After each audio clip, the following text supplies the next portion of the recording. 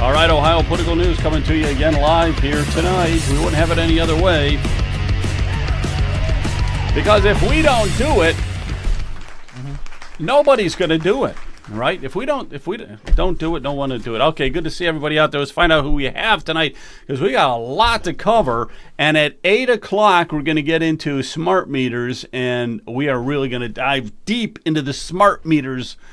And John Marra, he's a mayor of Timberlake. He's going to be joining us for that. All right, guys. Let's do our daily rounds here. Welcome. Rounds. Nice to see everyone. Hi, Joe. Jonathan. Yeah, how's hey, it going, everybody? Brian? Yep, Jonathan is with us here tonight. And we also have a special co-host guest. Where did you go? Let me find you. There you are. Shelby. There he There is. it is, Shelby Hunt. There. I just got through watching the Hunt for Red October, I believe it was called. I didn't watch much of it. It happened to be on the free channel, and I didn't find it too interesting, so yeah. It's a great movie. Yeah, I guess, maybe. All right, we got a lot to cover. I want to get... Look at all this we got to cover. So we're trying to get through some of it and see what's going on here in the world of Ohio politics. Vivek Ramaswamy, let's start off with him here for a minute. So he's gotten 10 endorsements from the unions so far, the labor unions, 10 of them, which is 4 more than what Amy Acton has gotten. All right, so that's kind of unusual for a Republican to be getting so much union support because they usually just go for the Democrats. Now, why are they jumping on the side of Ramaswamy? Well, because they expect him to oppose what is called right to work, a right to work state. And a right to work state is a state that says you can become part of the union, but you don't have to pay union dues. You're not required to pay union dues. And that doesn't sit too well with the unions, obviously. But if you look at the country as a whole, all 50 states and stuff, you'll see that like the top 15, top 20 of them, these are all right to work states. Okay, they're the ones that are bringing in all this, all the jobs and everything. The second thing is this prevailing, Ohio wage, preserving the Ohio's prevailing wage law. And that's the second thing that the unions want. What that does is that says you can hire non-union people if you want to have these big projects and stuff on the state. That's fine. You don't have to hire anybody who's union, but you got to pay them union wages. Okay? So, I mean, that's the whole idea of going to these private contractors and stuff because you can pay them a lot less than you would union. But this is a law in Ohio right now that says you can, but you got to pay them union wages. So that's why, and then there's another idea that the unions are on the side of Ramaswamy. A lot of them are going that way is because we just have a lot of Republicans that keep winning statewide elections. And if you're going to put your money with either Ramaswamy or you're going to put it with Amy Acton, if you're a betting man, I would strongly suggest putting your money with Ramaswamy. Okay, now, here's something else that I found to be really interesting. Again, if you want to hear what a politician really sounds like, get a load of this here, okay? Now, Ramaswamy, they were saying, well, how is he on other unions? Like, he doesn't like the teachers union, which I think is a thumbs up if you guys would agree with that. He does not like the teachers union. He wants to get rid of that. And here's what he said about the teachers union. Last month in Mansfield News Journal, Ramaswamy said that, I certainly have never said that I'm running a campaign for governor to eliminate the teachers union, but I'm certainly not running a campaign not to eliminate the teachers union. So that is a good answer from a politician. But anyhow, I just thought it was interesting. So a lot of the unions are jumping on the back of Ramaswamy to get involved with that. Now here's something else you guys may not have been aware of. You guys remember Jerry Springer? Mm-hmm. You remember Jerry Springer? Yeah. He had all those goofy TV shows and stuff like that. Yeah, he was a mayor of Cincinnati for a while, right? Too. That's what I was going to get at. Right. He was a mayor. Watch this a second here. This is him. If you just joined us, this is our first show, and we're putting together people who haven't seen each other for 35 years. This was the craziest wacko show.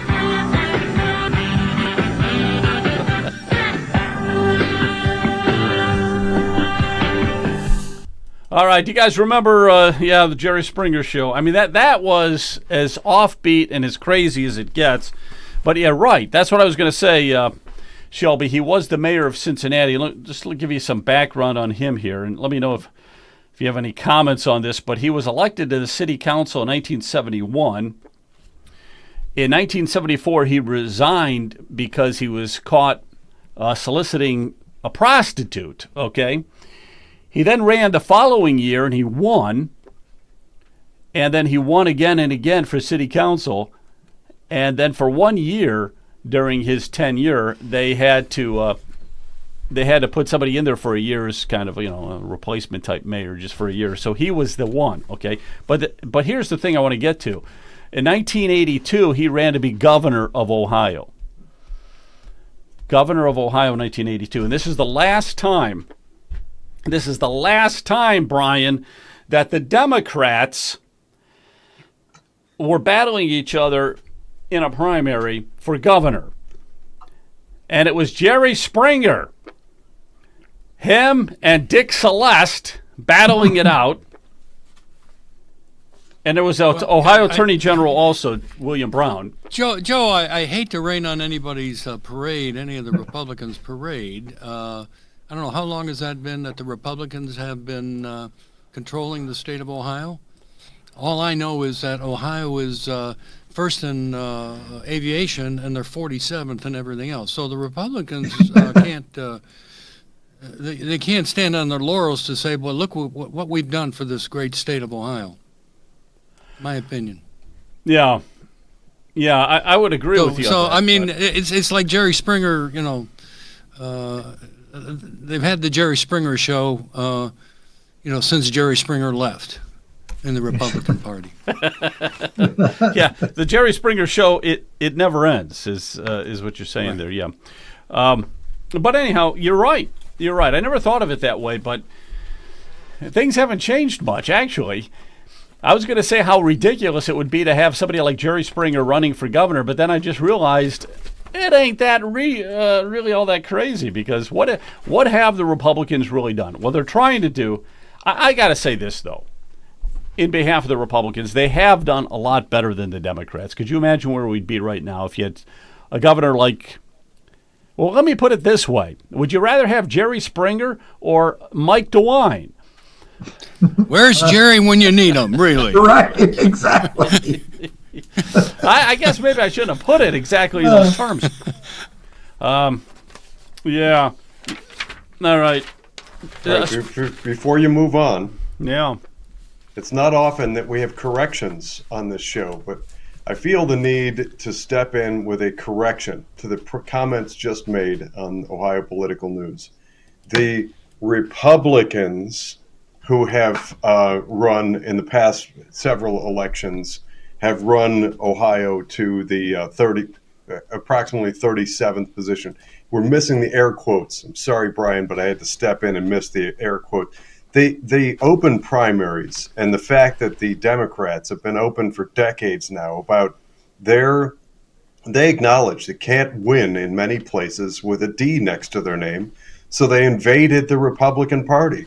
I've said it before and I'm going to keep saying it. I refuse to acknowledge that these last Tuesday's wash-up Democrats are somehow now supposed to be referred to as Republican.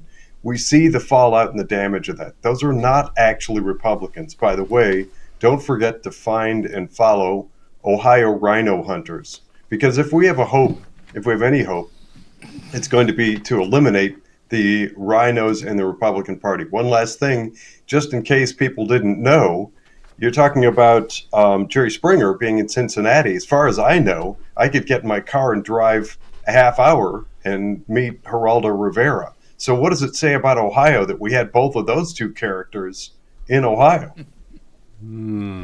That's right. Geraldo is in Shaker Heights, I Yep. believe. Yeah. You know who else is in Shaker Heights? Misney, the guy who's on all those billboard signs. Oh, yeah. Make them Tim, pay. Tim Misney. Tim Tim Misney. Misney. He's in Shaker also. But whatever Well, you what do, great don't walk on his advertising. Look grass. at that. What great advertising, really. I mean, the guy doesn't pay for any advertising, and we mention his name and his billboard. So kudos to him, really. Well, Yeah, I don't good fool eyebrow around with him. And raise. if I ever needed a favor, he'd be the guy I'd go for. If I could afford it and everything. But here, Tim Ryan. Okay, I want to ask you guys. Tim Ryan's supposed to throw his name into running for governor. Okay, this is why I got on the whole thing with Springer, because I was doing a little bit of research and I found out Springer, of all people, this is the last time the Democrats had a primary. And he was in it. And so now we're looking at another primary coming up where it will be Ryan against Amy Acton. All right? Now, it's not official yet, but that's the way it's looking. Tim Ryan spent 20 years in Congress. And then he tried to run in 2020 for president. It seems like everybody's trying to run for president. You know, you got a laundry list like this of people that recently have run for president. And then he tried to run for Senate, but J.D. Vance beat him out. Okay, he's a big-time lobbyist right now. So he's got to decide whether he wants to throw that lobbyism away for the time being and run for governor. But let me ask you this. The Democratic Party has, for the last 10 months, and I got to use air quotes here also in saying the Democrat Party, because I really don't know of any lawmakers, current lawmakers, who have endorsed Amy Acton. I don't know of any of them. Okay, so she has some endorsements, but these are people that are all retired or moved on or, whatever. So the Democratic Party is really not behind her, but she's been on this campaign trail for 10 months now, and she's a woman. And you know how the Democrats are like, we got to have the first woman. We have to have the first woman governor. We have to have her, no matter what. And so there could be a lot of feminists that get angry with this whole thing if Tim Ryan jumps on board. And the other thing, which would be interesting, Shelby, it'd be interesting if we did have a primary, because these two would be battling each other, spending money. They'd be criticizing each other. I'm talking about Amy Acton and Tim Ryan going at each other's throats. Of course, Tim would ultimately win, but it would probably do a lot of damage to him. And that would be good, I think. I think that would be good. Well, what has Tim Ryan done? What's his resume? You said he was in Congress, and Yeah, he was in is there Congress. for anything 20 years. that he has done that's notable? I just don't know. Is that a trick question? I don't know. Just a I question. don't know if he has. I mean, did he solve the cure for something, or did he Well, he kept the seat close warm. our borders? He kept the seat Did he warm close for our 20 borders? years. What is? He ran for Ohio to something else in Ohio. Remember that name? Was he any a state official in Ohio? So I guess I don't know anything about Tim Ryan. So maybe I shouldn't say anything. But if he's willing to tell us what he's done, I'd love to hear it. Yeah, it's top Same secret. thing with Amy Acton. I'd love to hear what Amy Acton has done. Lately. Yeah, Closed down Ohio and ruined businesses. Ruined closed Ohio. Jobs. Yeah, ruined Ohio. Hey, so it's noteworthy that according to what we're hearing, and this all comes through Joe Miller, because Joe, actually, you're my only conduit so far for that rumor mill about whatever may be happening with Tim Ryan.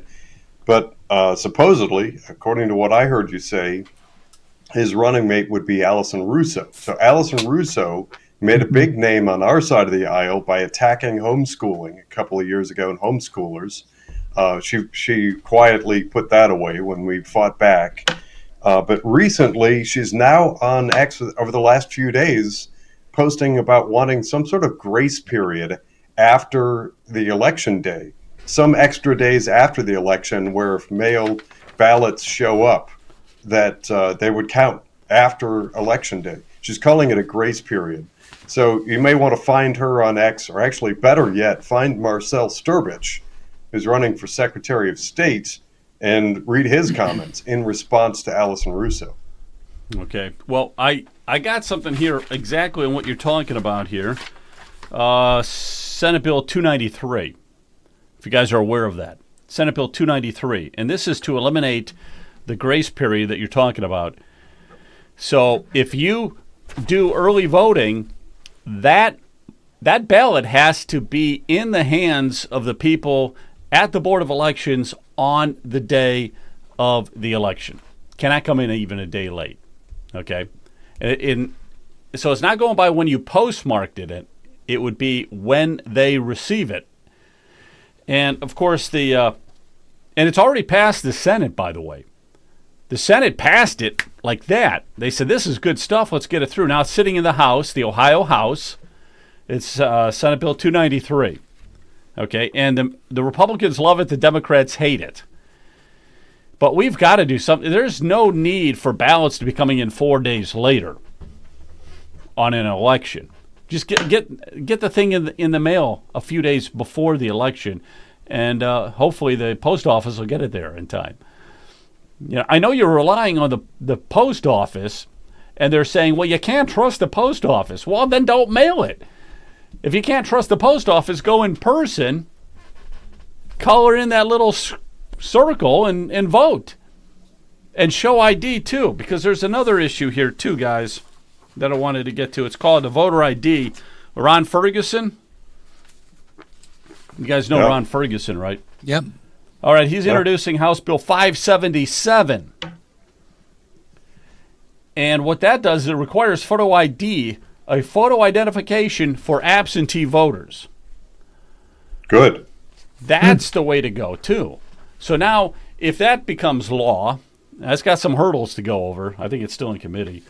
But if that were to become law, then you just, because with absentee voting, you don't have to show ID. And how crazy is that, right?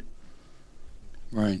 How crazy is that? How can you say he's yeah, got the gold standard when you don't even show an ID for 30-40% of the votes that come in? Yeah, on Friday I was down in Cincinnati, and I heard Marcel Sturbich speak to the center-right Southwest coalition group in Cincinnati, and he was talking about, again, cleaning up the voter rolls, but also when you register to vote, you must prove at that time that you are a citizen, rather than getting your name on the voter rolls and then allowing or asking the Secretary of State or the Board of Elections to prove that you are a citizen after you're already on. I like the idea of you got to prove that you're a citizen before you're even enrolled to vote. And we do need some new blood down at the State House, and I really would support Marcel Sturbich for Secretary of State. Yep. Yeah, Me too. absolutely. Absolutely. Who's for digital ID? Oh, yeah, I got to tell you, if you're in the chat, please chat. We want to get you involved in the conversation tonight. Digital ID. Does that mean a chip in my hand that can identify me anywhere? I'm totally one against that. futuristic possibility. I'm against the digital ID. I just don't like it. What we're doing is we're marching down a path where our freedom and liberties are just going to be usurped, completely taken away from us with this whole digital ID. Yep. And if you don't conform to whoever's in power, whatever they're thinking, you just won't exist in your society. All right. No, I got you. Yeah, I'm not big on digital ID either. I guess I don't completely understand it yet. And if you guys do, let me know. But I don't really completely understand it yet.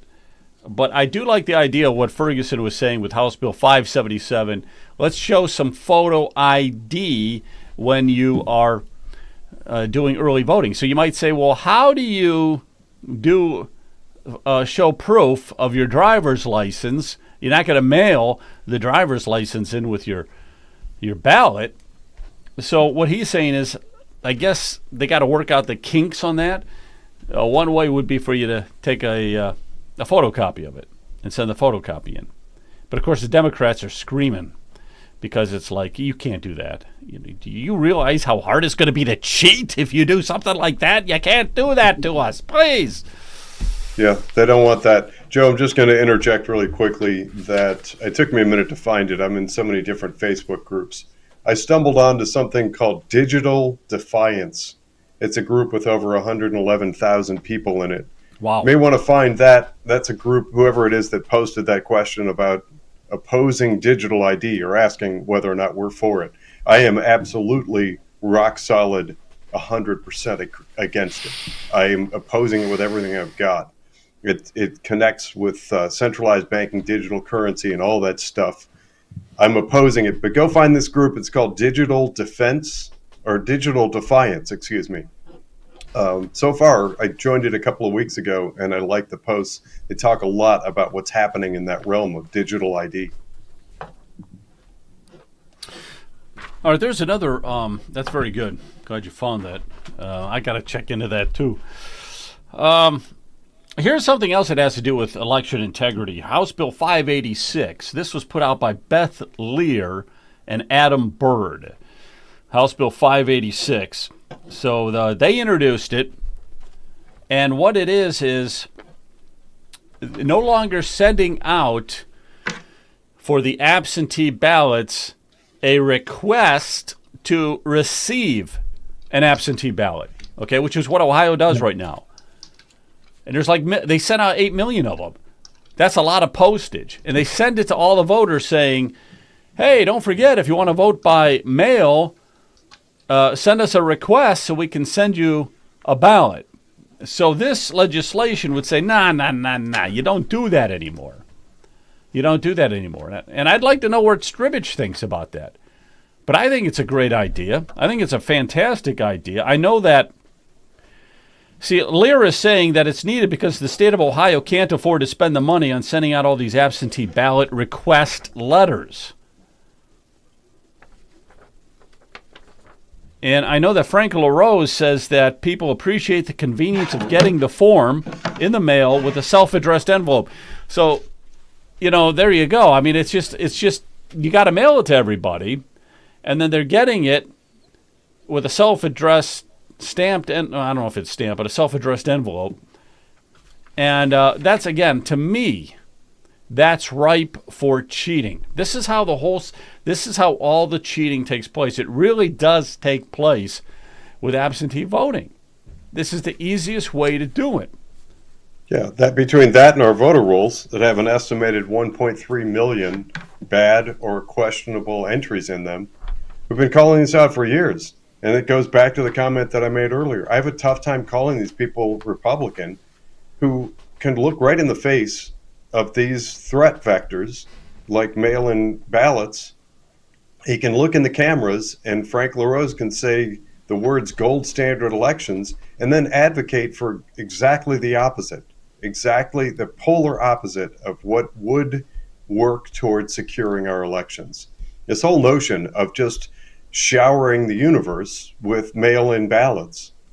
We see what happens with it. And I actually I follow people in Washington and Oregon, California.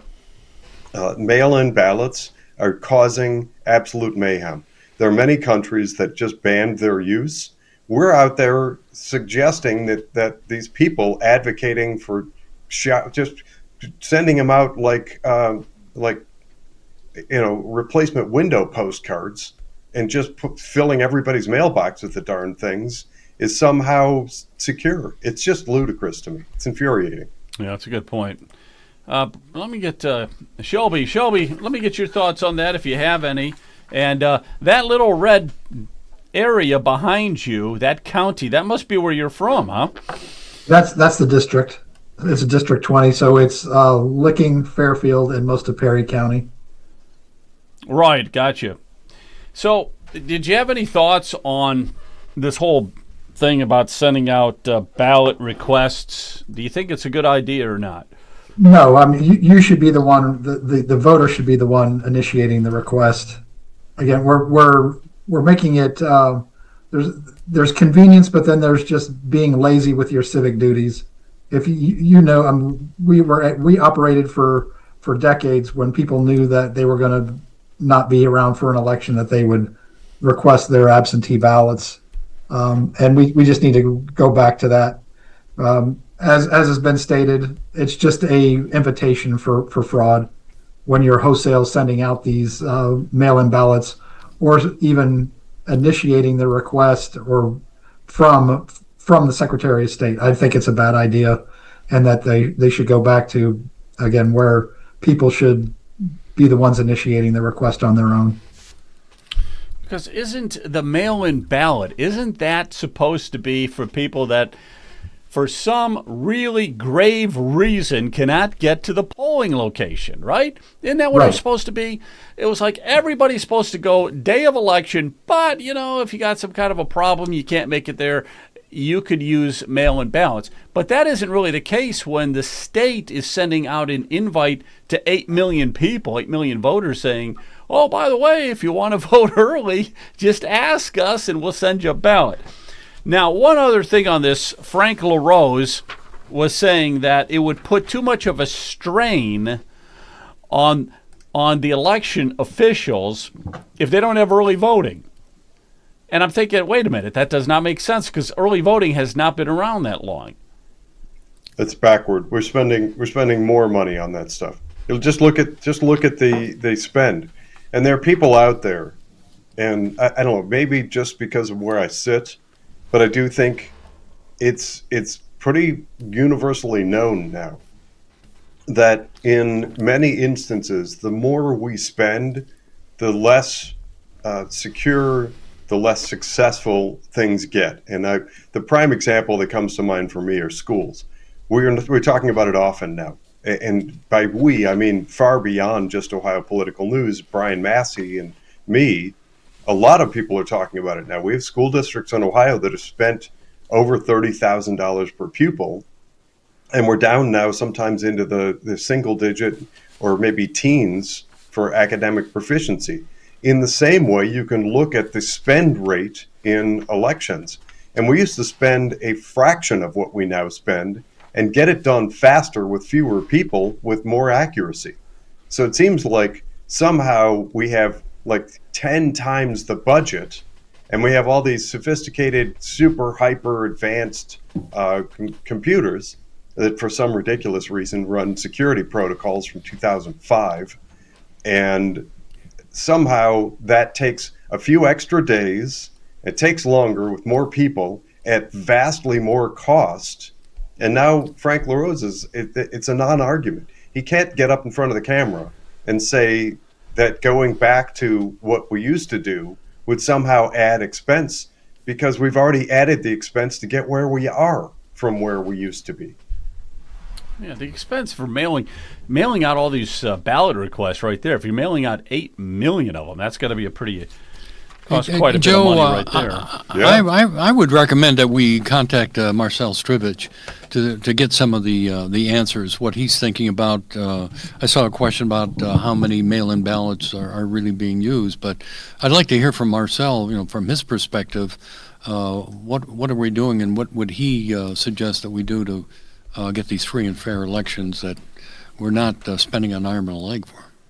I agree with Shelby. There's a civic a duty, for citizens to get out and vote, and not just wait for us to, send you the ballot, and you just check it off. I got you. Well, I know that there's just real quick. Speaking for Fairfield County, and again, this is a percentage of a percentage. I saw the question pop up about what the percentage of the mail-in ballots were. In this last election, you only had 20% of the registered voters come out and vote. So that you've got to take that into consideration. Specifically, 19.68% in Fairfield County. Of that, almost 4% were mail-in ballots. Really? Wait. Yes. So then you're saying that like 15% voted on election day and 4% Yes. voted early. And that's where you get your 19. You had a whopping Yep. 19% of the people. That's just so. That's another thing too. Why are we having all these elections? We should have a general election and a midterm, and that's it. Nothing else. No August elections. None of this. None of these off years. Because nobody goes to the ballot. Nobody goes to I do have vote. something to tell Shelby. He mentioned Fairfield and Licking.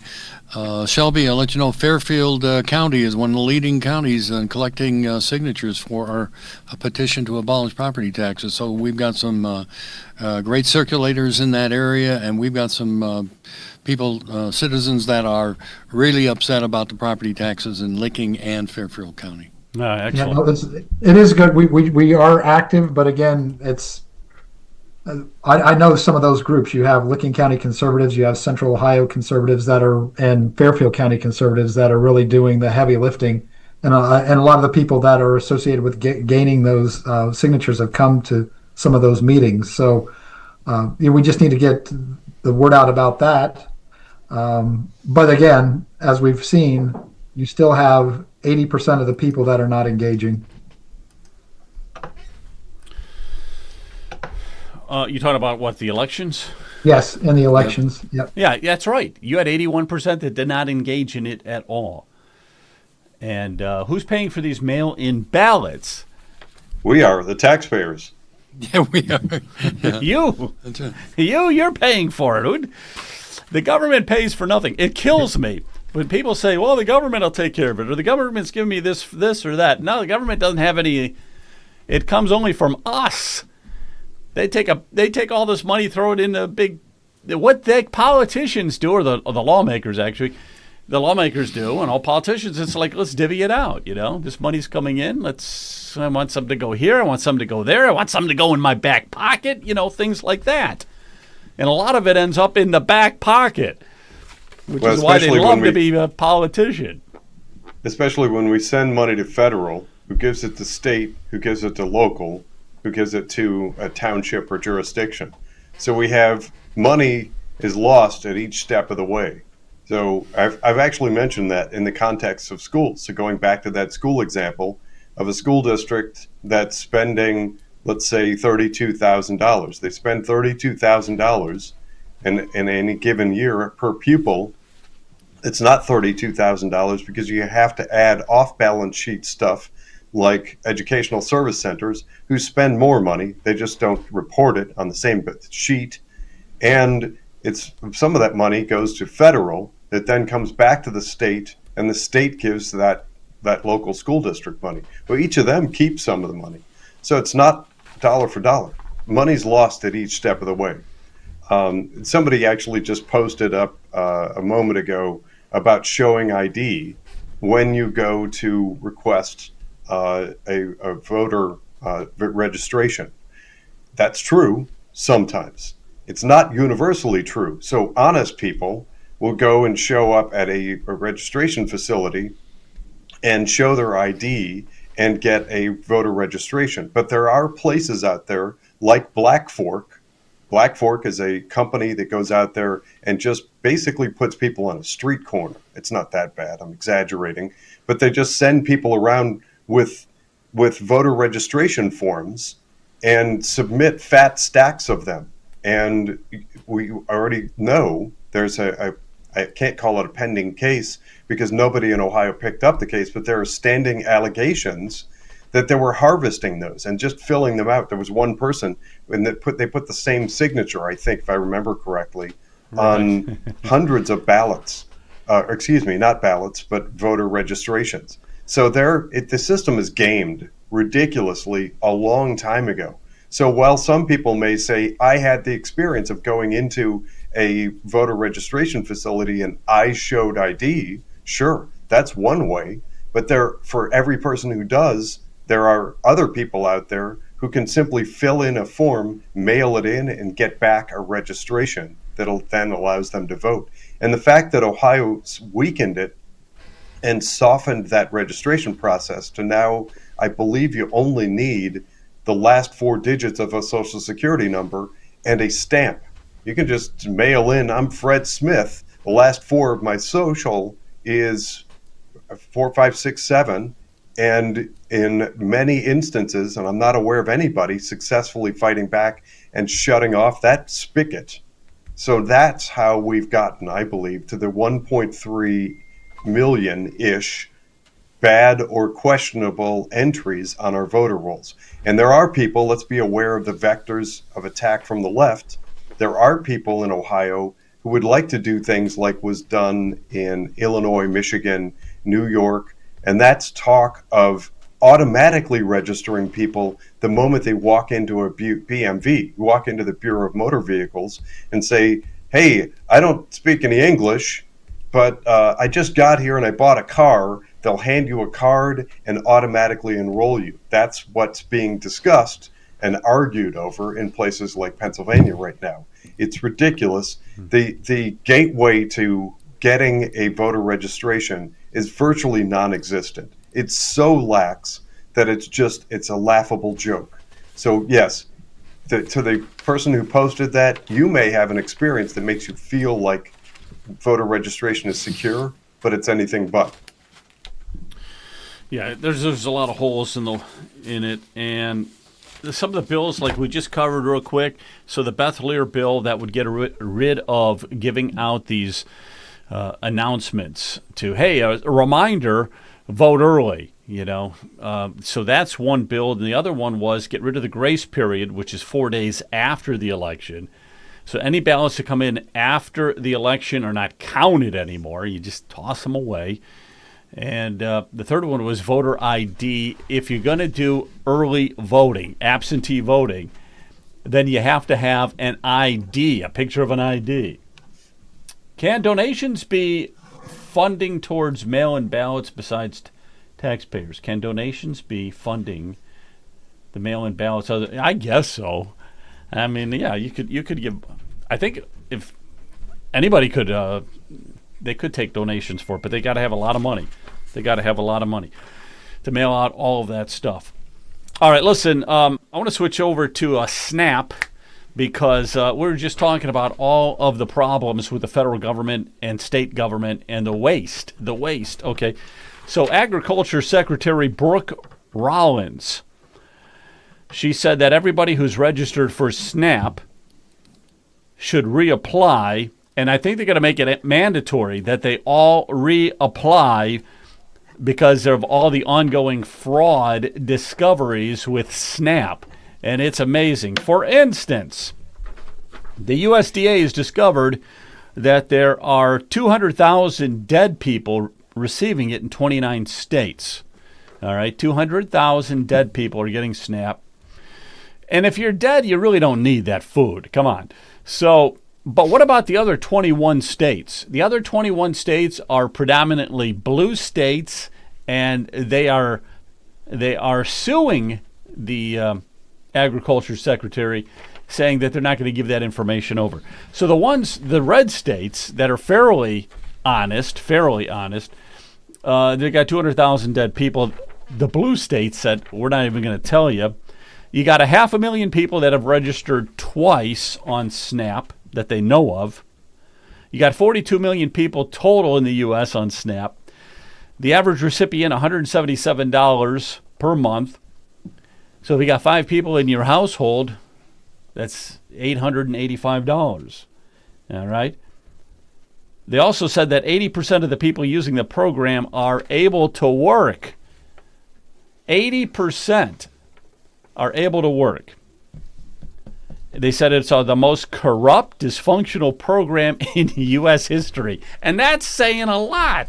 If it is the most corrupt. Amazing, huh? I thought that was USAID was the most corrupt. So it's right up there. the USAID, SNAP even. Oh my God. Yeah, but SNAP they're might saying be even SNAP worse. is worse. Now, they said the Democrat Party has built its entire strategy around protecting illegal aliens. And they know that if the handouts stop, those illegals will have to go home. You see, that's what we're talking about with a lot of those red states or those blue states. They're not letting you know the information because they know that there's fraud up to here and with SNAP. and they don't want you to know about it. But you know what? 80%, and that's their calculation. It's probably a little conservative. 80% can work. I don't know. That's crazy with the SNAP. Let's go around the horn real quick. Any thoughts on SNAP? Yeah, if you can work, and there's a need, for services, everybody's got a help wanted sign, and if you can work, I don't think you should be getting the SNAP benefits. And why is this even an argument if we've got fraud, waste, and abuse in the system? It just sort of galls me that be they Democrats or Republicans, is there any honesty, integrity, in our society? I guess not. It's everybody can cheat as much as they can as long as they don't get caught. But even if they get caught, what happens to them? Nothing happens at the federal level with politicians that lie, cheat, and steal. So what does it matter? I guess that's what our society. Nothing happens to you. Nothing happens to you. Okay. Any thoughts on SNAP? Newsflash. We have something called social media, and all over social media, you have a lot of people who are admitting guilt, and they have been for a long time. So it's no longer a question of whether or not this is true, and the left can't argue that the waste, fraud, and abuse isn't taking place, because you get all these people, just like all the people that said, hey, look at what I stole from the grocery store, and pulled out stuff in front of the camera and talked about the value of those. The internet is forever. You have people for a long time who have been all over social media and making these TikTok videos. Hey, look at me driving up in my fancy car with my nails done, and I just got my hair done, and I'm going to spend my $3,800 at the grocery store from SNAP.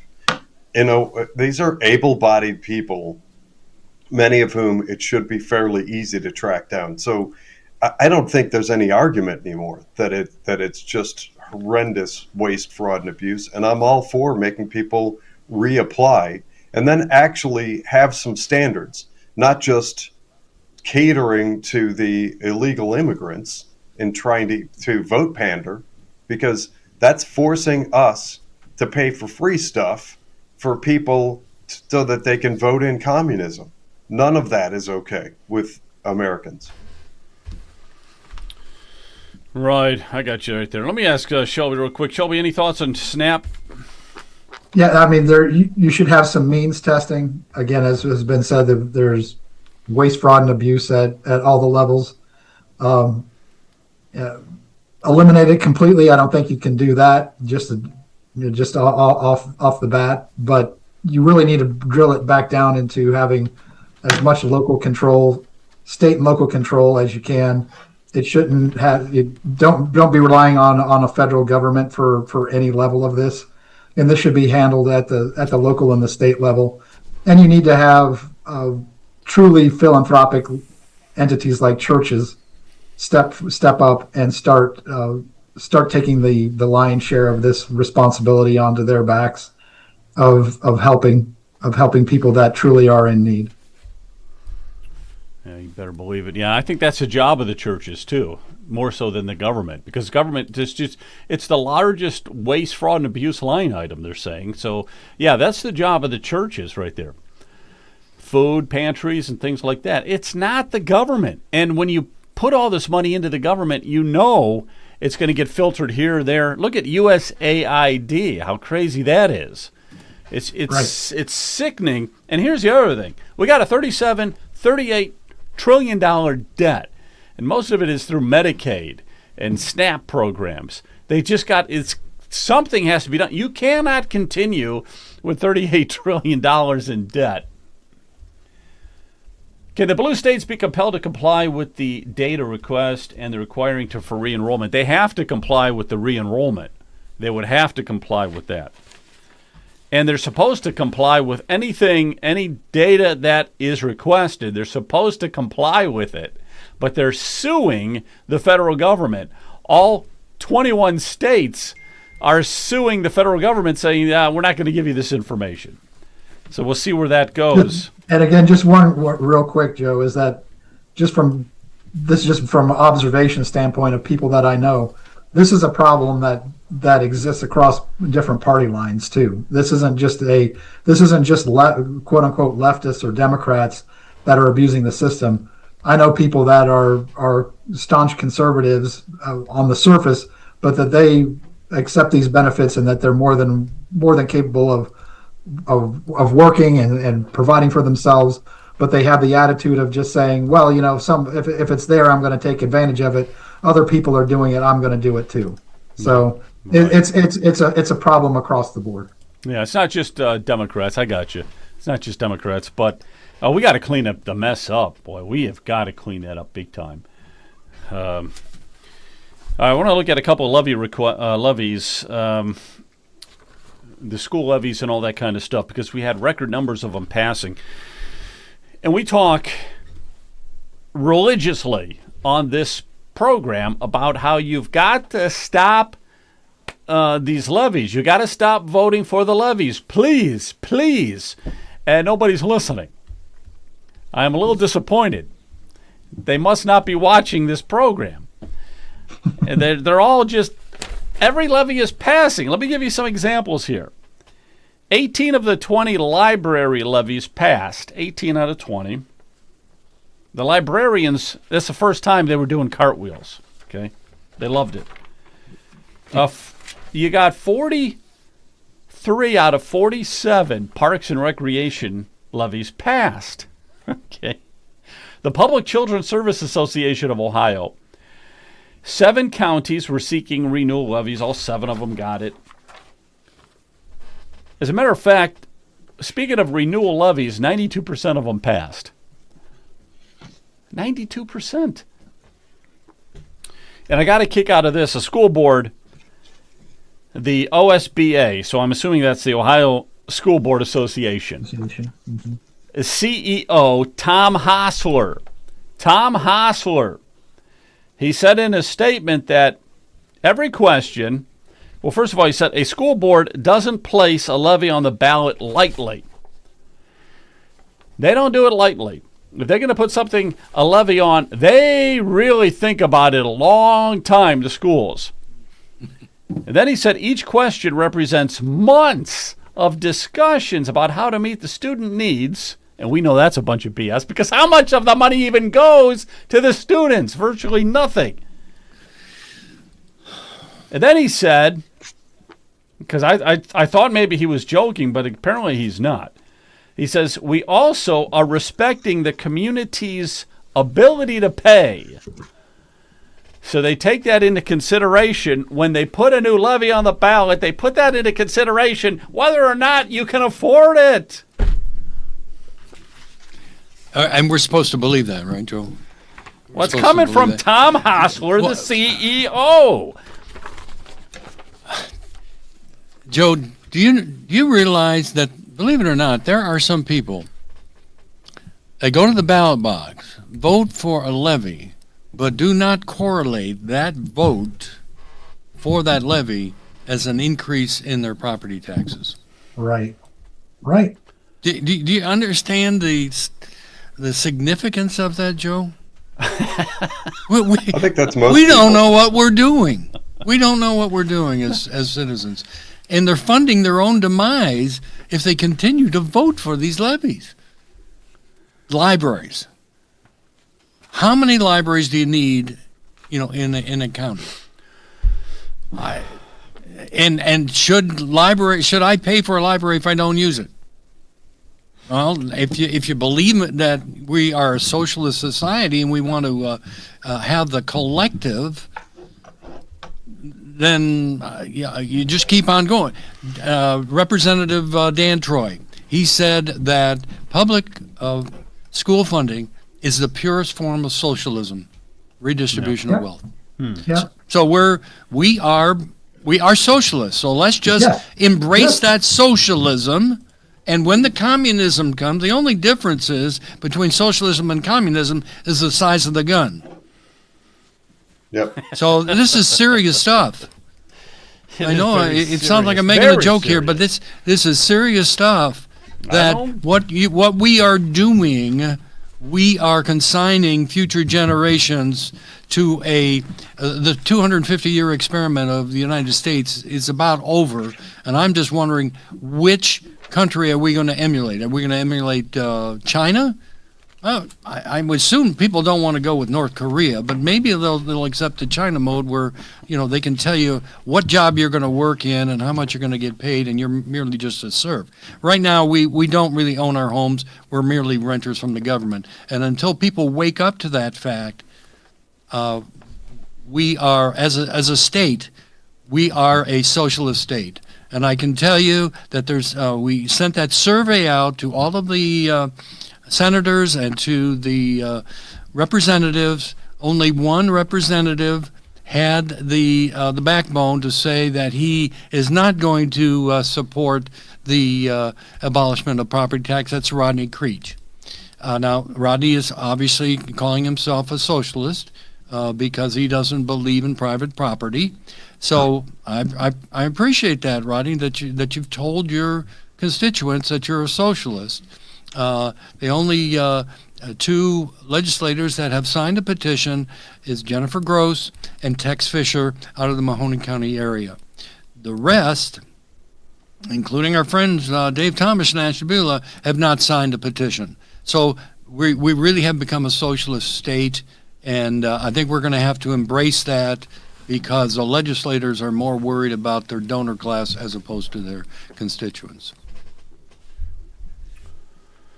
Yeah, you're absolutely right. Wow. I mean, it's crazy because people don't understand. They don't put two and two together. They don't realize that if you vote for another levy, your property taxes are going to go up. They don't quite catch the correlation. Maybe because a lot of them, if they have a mortgage, it's hidden. It's hidden with the paperwork. They have a payment and they don't realize that X amount is going for their property tax. That's a key point, Joe. That's why it's presented the way that it is. I spoke somewhere at a GOP meeting recently, and this is a Donald Trump fake $100 bill, which is pretty awesome. The Don Father. This is pretty fun. So imagine, I pulled up on Ohio Department of Education Wycliffe again to use them as an example. Wycliffe community in their most recent reported year spent $38.5 million in a year. In 1 year, Wycliffe spent $38.5 million. That amounted to $30,476 per pupil for roughly 50% academic proficiency. But that's another topic. Just talking about the amount of money that goes in.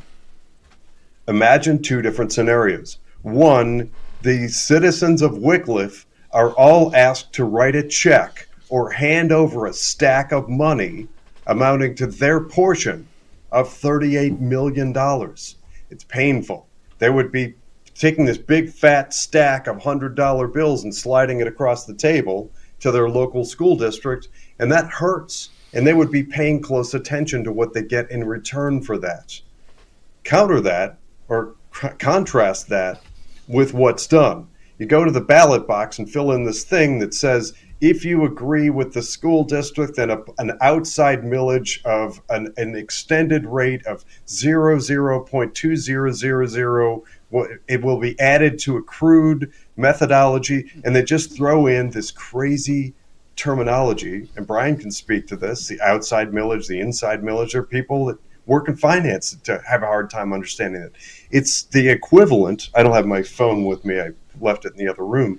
But imagine the equivalent to, it's psychologically, it's the difference between handing a money, actual money over, and taking your smartphone with a chip in it and just tapping it. It's just sort of, that seems so easy. Like, I'm tapping. It doesn't feel like money. We have to do a better job, and it relates back to this very topic, and that's financial literacy. It's not taught, and many adults out there aren't able to correlate the pain that they feel when their property taxes go up with the fact that the vote creates that increased and that high property tax, And over the last 70 years, what led us to the point where school districts like Wycliffe feel that they can get away with charging $38 million for 50% squishy, soft academic proficiency, because it's been hidden from us for so long. That's a big reason behind the push for getting us on the ballot and voting to abolish property taxes. And actually, I'll take Brian's comment one step further. Rodney Creech and people like him aren't expressing the fact that they're socialist because they're against abolishing property taxes. That's not even happening. That's not even on the table yet. They are saying they don't believe in the citizens' right to vote on an issue, which is way worse than socialism. That is just stomping on the rights of the American people and Ohioans. We have every right to vote on anything we darn well please. And him making an effort to stand in the way of that is beyond socialism. The same thing can be said of that video that you played. Who was it? Jerry Serino. Jerry Serino making the step to try and tell people, don't let it get to the ballot. Don't let Ohioans vote on it. That's wrong. It's completely wrong. You know, 100% agree. That's a good point because, agree. Brian, all you're asking is to get this on the ballot. You're not telling them. I don't even know what you said. Did you say that they have to support it, or are you just asking them to? I just asked the survey, will they sign the petition? Sign the petition. And it was yes, no, or hell no, I'm with Jerry, or I'm really unsure. But to sign the petition is just to get it on the ballot. So they could still not agree correct. with it. It's just like, okay, let's get it on the ballot and let the people decide, right? 100%. Yeah, Jonathan is 100%, correct with that. So what you also have to realize that a lot of these renewal levies, what they did was they were, quote, renewing, but they were also going to make it continuous. Now, I bet you could ask 100 people, what is a continuous levy? They wouldn't know. I'll bet you high 80% would not know what a continuous levy means. It means forever. That the taxing authority does not have to come back. That should not be does right. not have to come back and ask for this money to be renewed. It just keeps on going in perpetuity, and that's wrong. Oh, that's so horrible. That's horrible. So why don't we do it the other way? So if we say no to a levy, we say no continuously. It's forever. Why is it? Yeah, it's always one-sided. It's one-sided. In Parma, they've had eight tries at this school levy, and it's failed now 8 times in a row. And I get a kick out of people that say, well, it's the public, it's their desire to have the levy. We have to give them the opportunity to say yes or no. You gave them the opportunity 8 times. They said no. But the schools, they're going to try one more time, and if it passes, then it's like they're for forever. Well, but Joe, there's a basic problem with that, and it's because we've got state legislators that are more concerned about their donor base rather than their constituents. They could easily address that. If a school doesn't, pass a levy, they can't keep doing it, every election cycle, and people are voting on emotions. What we're finding is people say, well, I can't sign the petition because you've got to vote for these schools because you've got to do it for the children. When we say, do you understand or you know about the proficiency scores? Do you know that Cleveland schools, that 2/3 of the children are functionally illiterate? Do you know that? Well, no, I didn't know that, but you still have to do it for the children. There is no rationale when I try to explain the housing affordability threshold, those 3 factors. People are challenged with math, so it is frustrating. Yeah, I love that challenge with math. All right, we got to get our guest on because we do want to talk about smart meters tonight, and we got John Marra, mayor of Timberlake. How are you? Hey, Joe, how are you? Very good to see you tonight, and so we got to talk about smart meters here. So smart meters are digital electronic meters that replace traditional analog meters. They record electricity usage in real time every 15 minutes and transmit the data securely to utility companies in wireless communication, enabling two-way interaction between the meter and the utility. The technology is part of a broader smart grid initiative which integrates digital tools to enhance the efficiency, reliability, and management of the electric grid. That's what Grok has to say about it. I want to hear what you have to say about it. So, first of all, thanks for hopping in. What's up with the smart meters? Can you fill us in? Sure, I've been doing a lot of research on it. Matter of fact, last week I went on a mayors and managers of Northeast Ohio. First Energy happened to have a presentation on smart meters, and they basically were, long story short, they try to tell us that they're not really that smart, that they only measure the information of your electrical usage and will report that back. And again, when there's an outage, it doesn't record it continuously. It just sends a ping to or they can ping the smart meter and find out if it's out or not.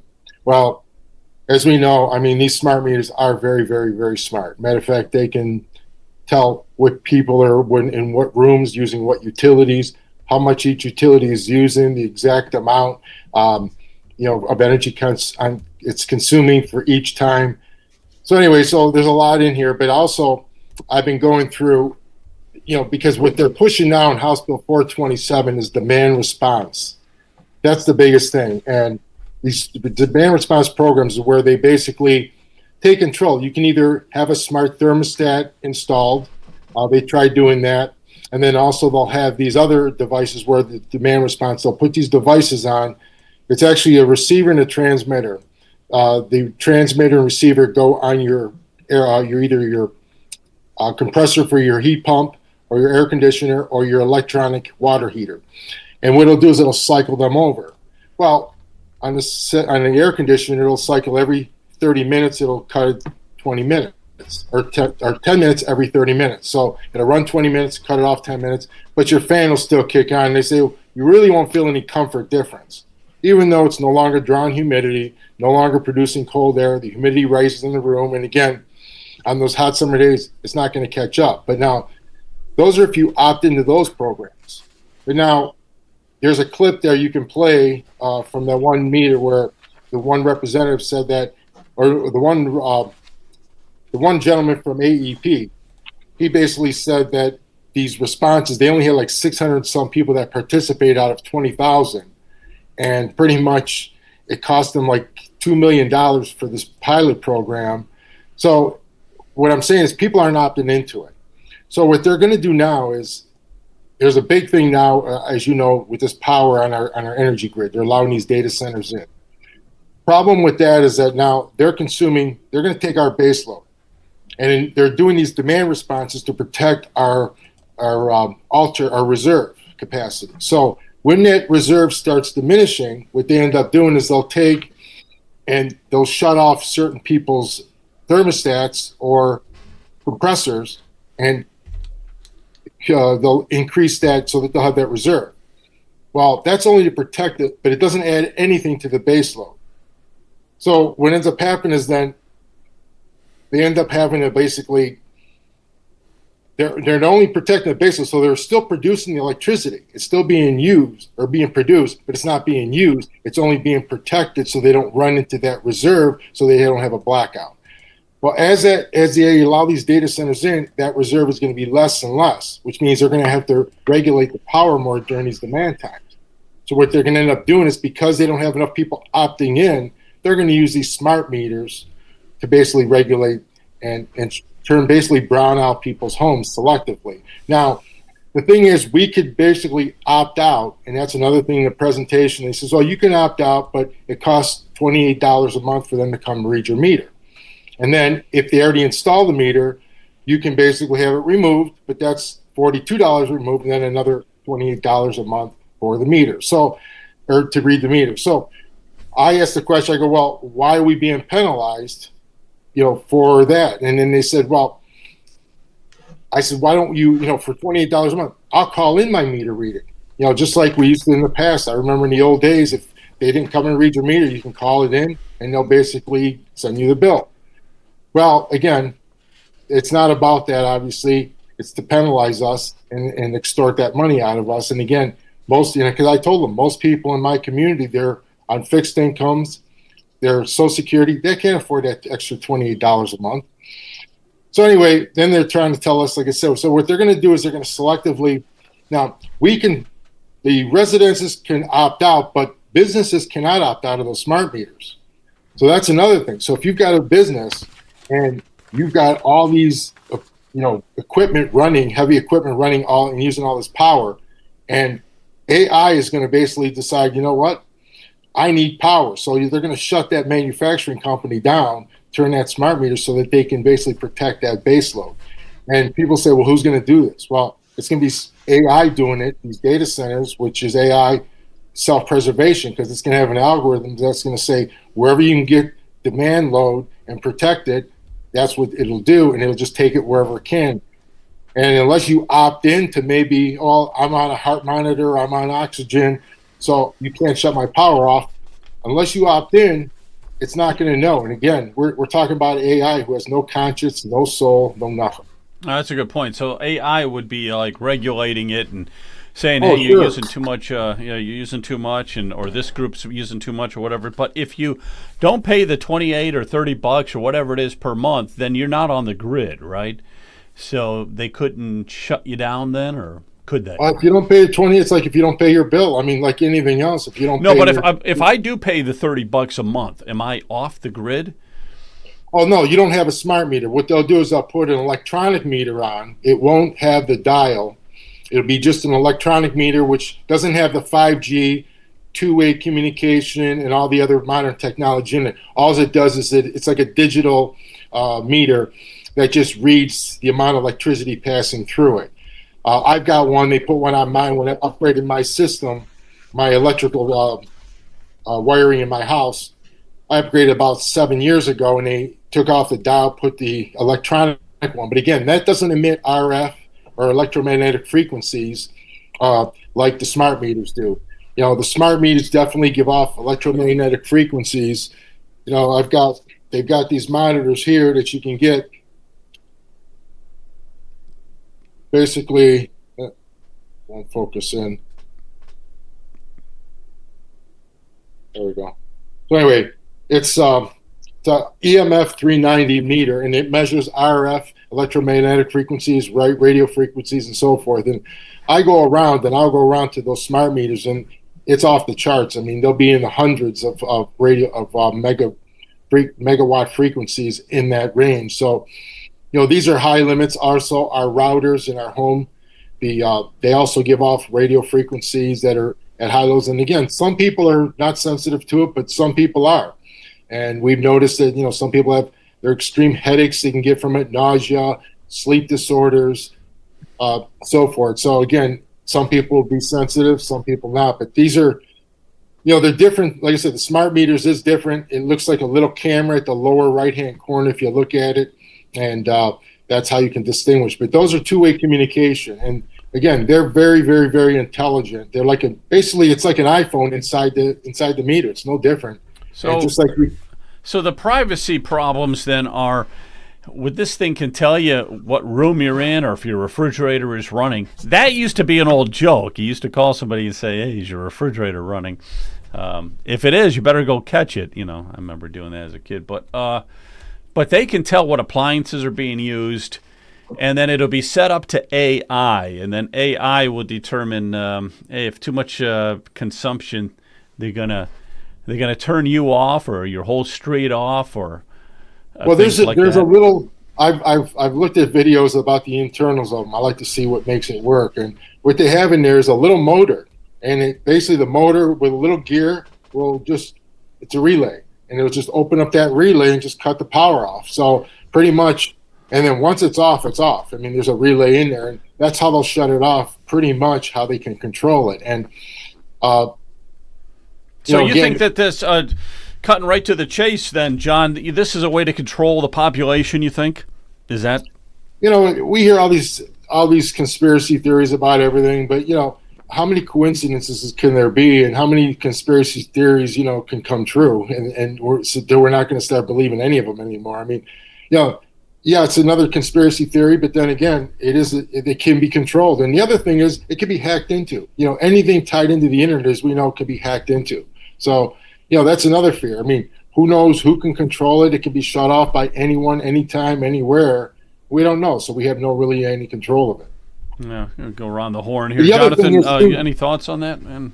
Smart meters? Yeah, I've got several thoughts. The first thing is everyone should know the following words: surveillance, monitoring, analysis, reporting, technology. That's what SMART stands for. Surveillance, monitoring, analysis, reporting, technology. A few things. The first is from a privacy and security standpoint. There are many people out there, and I'm one of them, that pays for a security monitoring service. And I think it was a movie that was made, or probably several movies by now, of crooks who got a bad guy inside of the security monitoring service for your home and figured out when people were traveling and broke into homes because they knew that the homes were vacant. People go on vacation or whatever. If you follow that idea, that if you use whatever ADP or whatever home security service, they know when you're not home and when your home is most vulnerable. I'm not suggesting ADP is a bad company, by the way. I'm using them as an example. If you give your utilities access to that same information, I've been arguing since I first learned of this notion of smart meters that that's another way of communicating to the world that your home is vacant and vulnerable and when. Because if they know that no devices are being used or know your typical cycle and it breaks, AI is aware that your home is vacant during certain hours of the day, etc. It makes you vulnerable. That's the argument that I make.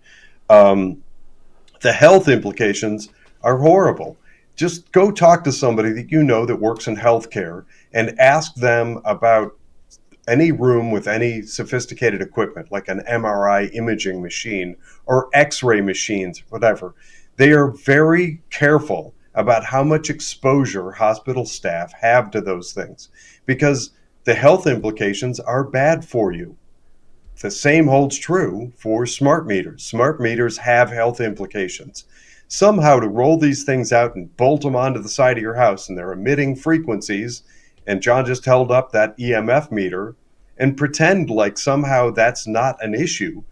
I can tell you that 25 years ago, they were doing studies on cell phone towers that were emitting a fraction of this frequency and learned that birds and insects and bees and animals avoid them because they're disruptive and harmful.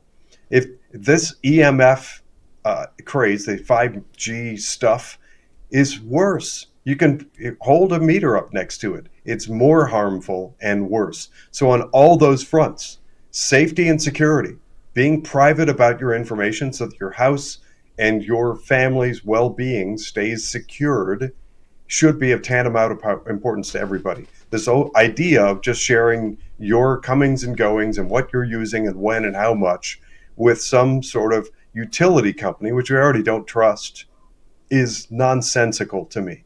I don't want to share any of that information with them. There's also, just read the writing on the wall. In Pennsylvania, I'm told it's pretty much statewide. They were enforced. Pennsylvania went far left, ultra-doodle, woke-a-doodle a long time ago, and they just mandated it. I don't think there are any choices, from what I gather, to even opt out. We need to be putting our foot down now in Ohio to say we're not going to be Pennsylvania, and we want real meters. And I'm with John. I've been asking, and I'm told that I have to pay some extra fee. It's my understanding, and I want some clarification. This is a question to John Marra. That digital meter that was put on your home 7 years ago, if I understand correctly, all that can do is read. It cannot have an impact on your utilities and your consumption of those utilities, right?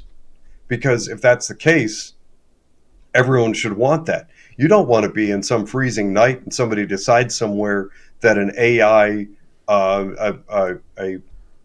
some facility in Ohio needs more power than you do and put you in a brownout, take power away from you to fund to put power into some other utility. That's ridiculous. So, John, is it fair to assume that if we're paying that extra fee, which I plan on fighting, that that power can't be turned off? And one note to our listening audience out there, my suggestion is find ways of countering with lawsuit. Just tie them up in courts and fight against this stuff. If you have people in your family who have health issues, if you experience sleepless nights or headaches, or you have somebody with a heart issue or heart implant, those kinds of things like pacemakers and all those sorts of things, check with doctors and sue, join class action lawsuits and fight against this stuff, because I think all of it's horrible. Okay. All right. Well, answer your question. The analog meters, first of all, they have to come out and physically read those. Those are the ones with the dial. So those, they'll come out, they'll physically have to come out and read them. The one like I have, the digital one I have, that does not give out any EMF or RF. What that is, just electronic, just measures the electricity.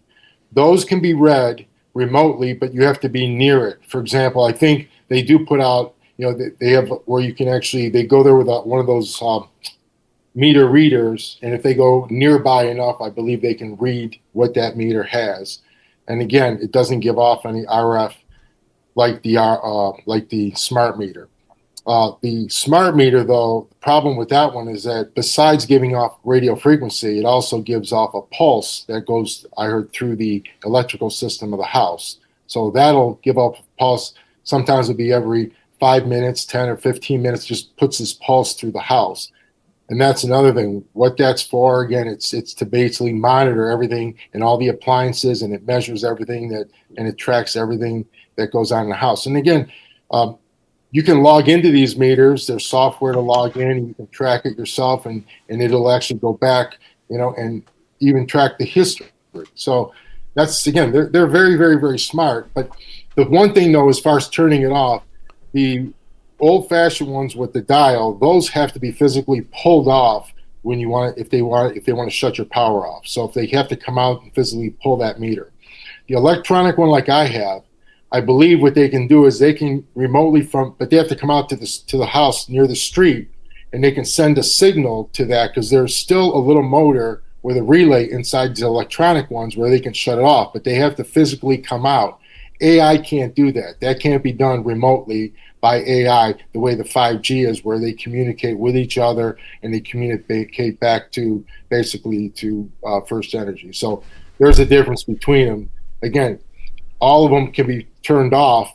The old-fashioned ones, the best ones are the dial ones. But if, again, a lot of times what they'll do is they'll replace those with the electronic ones, because, again, they still have to come out to read them, but they use this meter reader where they have to get close enough to read the meter. It'll read it, but, again, it's not. And then in the end, the same thing to shut it off. They'll have to get close enough to shut it off if they have to. It can't be done through AI, and that's the benefit. Even if it's electronic, you say, well, I don't want that either, but, it's better than the smart meter. I mean, I'm paying the extra money, and again, I've had no issues. I've tested my electronic meter here. There's no RF. It's got some electromagnetic frequency. That's because of the wires there. There's 220 volts coming through. But other than that, it's got clean RF. So that was the main thing on my electronic meter. Hey, John, a quick question. You did some testimony on this, correct? And Yes, I did. Okay, so you were out, I would assume you were against it, right? Yeah, I opposed House Bill 427. Basically, that's presented by Representative Kloppenstein. That's for the demand response program. And basically what it is that, our grid is already stressed. And what I told them, I said, our grid is already stressed and fragile. And basically the average residential rate is about 16 cents per kilowatt right now. And they project about a 10 to 15% increase from 25 to 26 because the PJM costs and hikes. And that's going to be about 2 cents on generation. Now, again, they're talking about, half of that is for generation, but the other half is for distribution. So and then when they also tell you about the discount when you pay the rate, and they're going to save on your generation part, but they still charge you for the distribution part, which is set, and they're not discounting that because that's again charged from First Energy on the distribution part. The AEP is the one that provides the generation part, and then again, those we can buy through a third party also. But pretty much, it's putting an additional. American Electric Power puts in estimates about 15 gigawatts of additional load by 2030. That's 5 gigawatts from new and expanding data centers alone, and that's going to basically give us short on our demand response. So what House Bill 427 really does, okay, it authorizes electric utilities to create voluntary demand response programs for residential and small business customers. But this legislation effectively gives utilities legal authority to remotely control air conditioners, water heaters, and other appliances during grid events. The bid aggregated household load reductions into PJM's capacity market for profit, and they collect performance incentives from Public Utilities Commission of Ohio. Customers can override an event, but too many overrides mean being barred from participation. And when participation determines whether family gets $25 or $50 rebate. So basically, they're basically given control of their thermostat for $25 to $50 rebate that they're going to get. It's not even cash; it's a rebate off their bill, which is already inflated to begin with. Yeah, I don't know. So there's a lot of these things. Like I said, so my main thing was that these demand response that they're basically doing this and putting these programs, but I said they're not saving base load. And I talked to Rep. Thomas actually on it because he's on the committee there. And I says, Rep. Thomas, I go, look, I says, if you want to really save base load, the best way to do it is how about we upgrade everyone's appliances, their air conditioners, freezers, refrigerators, and air conditioners, let them, the new ones are 50 to 75% more efficient. I go, every kilowatt saved there is a kilowatt added to our base load. But then again, it makes too much sense, because they rather have control, and this is going to give them control of our electricity is through these smart meters, and that's what I'm worried about is AI having control of our homes. Yeah, somebody a chat question there. They're talking about a generator, which kind of makes sense. It's kind of a way to get around it, but that's only temporary. I mean, you can't have a generator running forever. But if they do shut your electricity off, you got a generator that you could power your house for a while. I guess that's one way to help. That's true, but it's not economical. The problem is the economics aren't there because you're producing more wattage. I tell people it's like this. I go, with these demand response programs, I go, it's like having a 3,000 watt generator and you plug in your cell phone to charge it. You're running it for 8 hours to charge your cell phone and it's only using 200 watts. The other 2,800 watts is being wasted, even though it's being produced. You're preserving it because, again, you're not using it, but it's still being generated. So that's what these demand response. It doesn't save or add anything to baseload. All it does is it protects their reserve. That's all it really does. So it does nothing. So, and again, people give up their convenience and their thermostats for it. I get Brian in here. Brian, any questions for John? Yes, I do. It seems like the state of Ohio wants to be the AI data center capital of the United States. And then I understand we talked about, I think a representative mentioned also they want data centers for Bitcoin mining. And the problem with those data centers is the amount of noise that it gives off. And the amount of water that is used for all of these facilities. So are we, I know you don't have the answer to this, but I just think that we now have Republicans that, want to price us out of our home, the property taxes, and now they want to take our electricity for the AI data centers that they think will be in the state of Ohio's best interest. So please explain that to me, how these legislators are even thinking about the average citizen. It's very obvious to me that these data centers, if we've got I don't know, a dozen, 2 dozen, throughout the state. Is that what the people really need to make Ohio number one in something? Well, if the question is, are the legislators thinking about the average citizens? Absolutely not. They're thinking about themselves and their donor base, because what's happening is, if you look at House Bill 15 that was passed, that basically gives these data centers all these tax incentives and tax breaks. They're getting tax abatements. So they're buying, for example, there's one property that's in Jefferson Township in Fayette County. The land value went from about 300,000 to about almost $1 million value over the last 10 years. This is just one plot of land, by the way. So Amazon came in last year and purchased it for $60 million. Okay, 60 times the already inflated value. Now, the thing is, they're giving tax abatements, and they're getting a 75% tax abatement on the original set or appraised value, which is that under about $1 million. So all the data center they built, they're getting a tax abatement on that. Now, this is all in House Bill 15. And why did these legislators pass it? Well, you got to follow the money. Now, these farmers are getting $60 million for this farmland that was already overvalued at $1 million. What's he doing with all that money?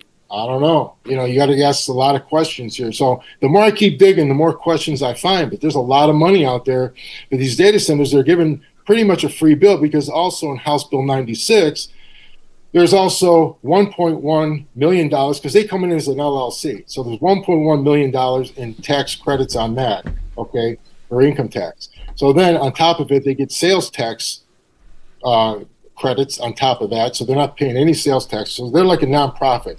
All the equipment, the generators they buy, and all the processors, all tax exempt.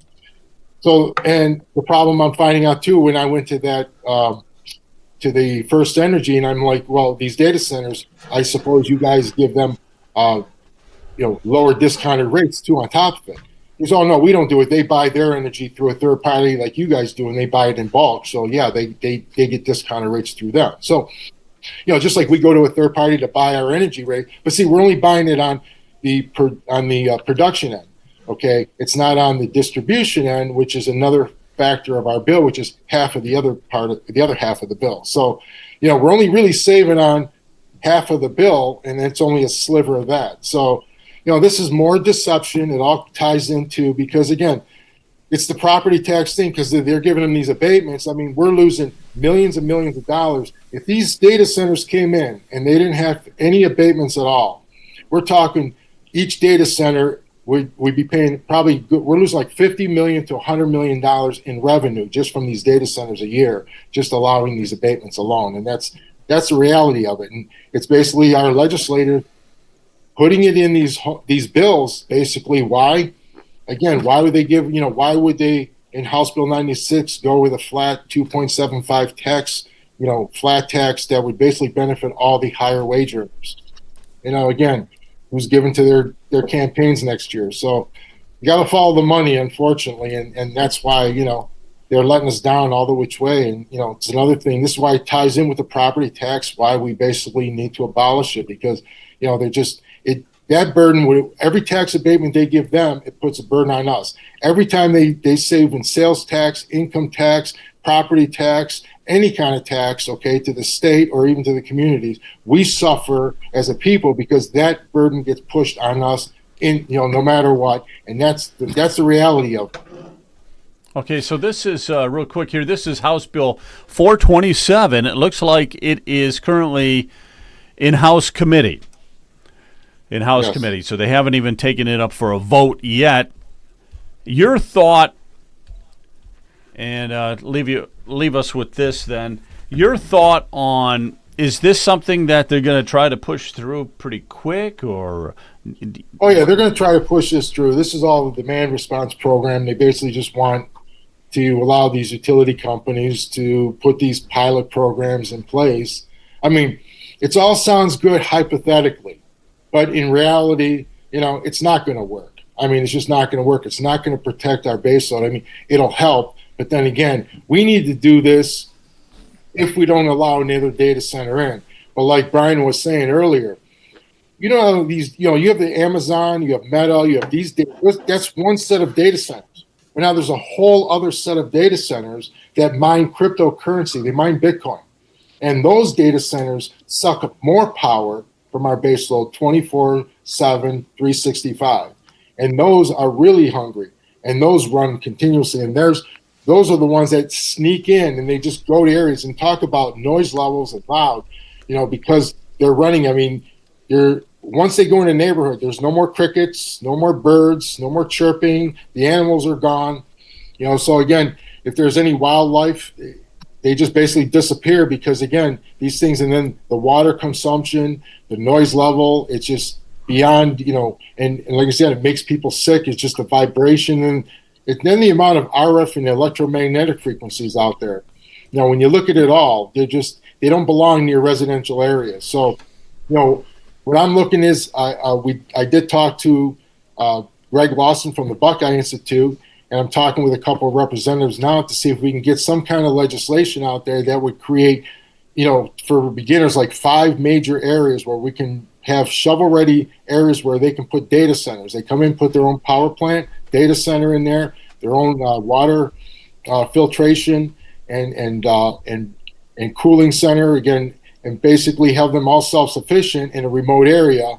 And all we have to do is just bring fiber optics to them. And that's what we're working on now, because we want them to come in, but we want to make money off of them. Right now, they're coming in, and we're basically getting hosed. And the state's not making any money, and it's costing us all money because whatever they're saving, it's costing us, the taxpayers, more money, in one way or another. So, that's why we need to do something and turn it around and make these things profitable for Ohio. If they can come in and if they can make money, why can't we make money off of them? And then again, that's money that we can use to fund our schools, to fund our services, and take the burden of, the property tax and all the other taxes off us. And I says, maybe even then, Ramaswamy, not only, he can then have a zero income tax, because if we let these data centers and manufacturing and Bitcoin centers come and pay their way, that'll bring in enough revenue to eliminate the income tax, hopefully. So who knows? We'll see. We'll see. All right. Well, thank you, John. Great. Keep us updated on all that, okay? Keep us updated. But thank you very much. God bless you, and God bless everybody. Hey, guys, thanks. Everybody, take care. Brian. Hey, do we have a lot, time Jonathan. for a comment? Yeah, go ahead. Yeah, so I have a comment that I'd like to make that pertains to a live stream that we did a couple of weeks ago. We covered the elections, and I made some comments during that about somebody who was elected here in Geauga. And I suspect that this is going to be a growing trend, so I'm taking a moment to make this comment. Somebody was elected near me who identifies as female, born male, identifies as female. I keyed in and tried to make some comments on the whole notion that people, and it's a big steady drumbeat from the left that I find very frustrating, of trying to elect people based on some sort of characteristic. And we saw Biden do it when he said that he wanted the next Supreme Court justice to be a black woman. We, the people, should continue to put our foot down and insist on meritocracy. The whole notion, and this is what I find frustrating, and I tried to express articulately, I'm not sure that I did, during that live stream, we have to insist on our elected representatives being up to the task. It's come up recently in the context of airline pilots. We want the best pilots, not pilots selected because of their skin tone, religious background, or any of those sorts of characteristics. I find it very frustrating that the conversation both before and after, in the lead up to the election that took place locally, that this person was elected, was put in that position, and they were very open about it on the far left, because this is somebody who was born male and identifies as female. And that, to some people out there, checked the box and they were okay voting. That should never be okay. And I hope that more of us get vocal about that. I don't care if it's a white person, a black person, Middle Eastern, Hispanic, Asian, Jew, Muslim, atheist, Catholic, it doesn't matter. And it shouldn't ever matter. This is America. and we should do a better job of getting back to our roots, which is insisting on meritocracy. That's the comment that I was trying to make a few weeks ago. Thank you for allowing me a moment to clarify my position on that really important matter. All right. Thank you, Jonathan. Thank you, Brian. John Marra, thank you. We'll talk to everybody Thanks, soon. Shelby. God bless you all. Shelby had to hit the road. Okay. You guys have a good All night. right. Let's see you. Good night, Thanks, John. everyone. Bye.